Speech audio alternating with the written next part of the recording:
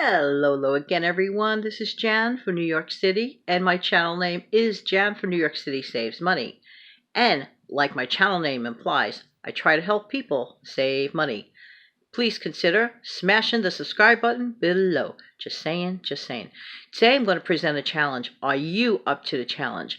Are you up to the eliminate 2 nights out of the week eating no red meat challenge? Egads, I could just see the mouths dropping to the floor. Yeah. You can do it. You can do it. But why would I specifically mention red meat? Well, it just so happens that red meat can be one of those items that is the highest cost item on your grocery bill. Therefore, by eliminating that item alone, you are going to, by default, save some money.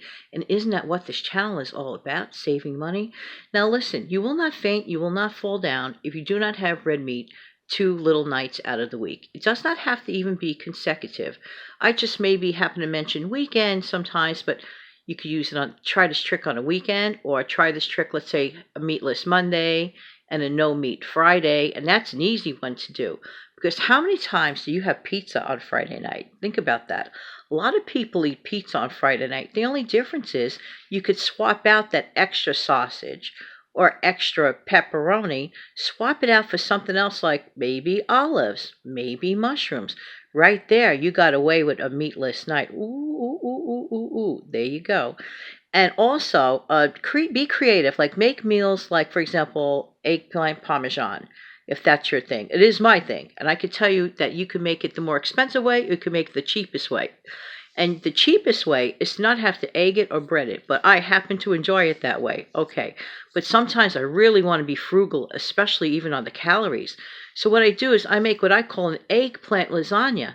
Therefore, just consider the way you build a lasagna. This difference is you're swapping out eggplant slices, and you're still using marinara sauce, and you are still using ricotta cheese, and still using shredded mozzarella cheese, and you throw that whole thing in a 13 by 9, and you got yourself a bunch of meals on the cheap, as far as I'm concerned, because not only are they delicious, but it's just something different.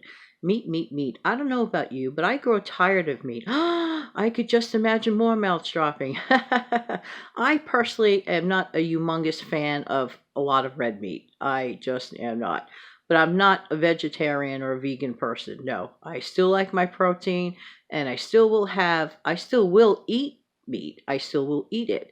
But what I like to do to save money is swap out the idea. You could also swap it out with, let's say, chicken if you don't care for vegetables, although you really should eat your veggies. They're good for you. And who's to say that it always has to be vegetable? The other morning, I had a craving for something unusual, and it was inspired by Sharon Jackson. I may have mentioned it before. Yeah, I definitely did. I mentioned it on Steve's show. I woke up the other day and I made myself a grilled apple sandwich. Are you kidding me? You're probably saying. I could just hear the boing sound of my sound effect from the drum. I'm not including it here because it was really good. Why would I do that? So what I did was I sauteed some fresh apples. I left the skin on. I cleaned them nicely, left the skin on, cut them up into pieces, and I took nonstick spray and a little bit of margarine, and I sauteed it in a little pan with a little bit of cinnamon. You can take a little bit of sugar if that's what you prefer. I just preferred not to. And I just let that, soften up. And I took a piece of whole wheat bread, and I took my spatula, and I put that whole wheat bread over the apples that were sauteing, that they were effectively grilling and caramelizing and getting that yummy smell and everything else. So the whole thing toasted up together. I flipped everything over, and that's what I ate. Boy, the cravings were crazy, but the result was really good. So it was sort of like an apple pie effect. Get creative in the kitchen. By opening up your mind and getting more creative in the kitchen, you will be amazed that you actually may end up eating less meat, less everything that's naughty as far as like calories go like that, and you will end up saving money. Where? At the grocery store, at the grassroots level. Because if there's any one place where you can save a lot of money, you have the discretion in your fingertips at the grocery store. So why don't you find out what specifically costs you the most on your grocery bill. You can even try that approach. By reducing or eliminating that particular item for a while, see if it registers out into being more savings on your grocery bill at the end of the week and at the end of the month. So there. Just thought I'd mention this challenge to you. Are you up to the challenge? Give it a whirl. Do it in tiny increments. Your family won't even notice.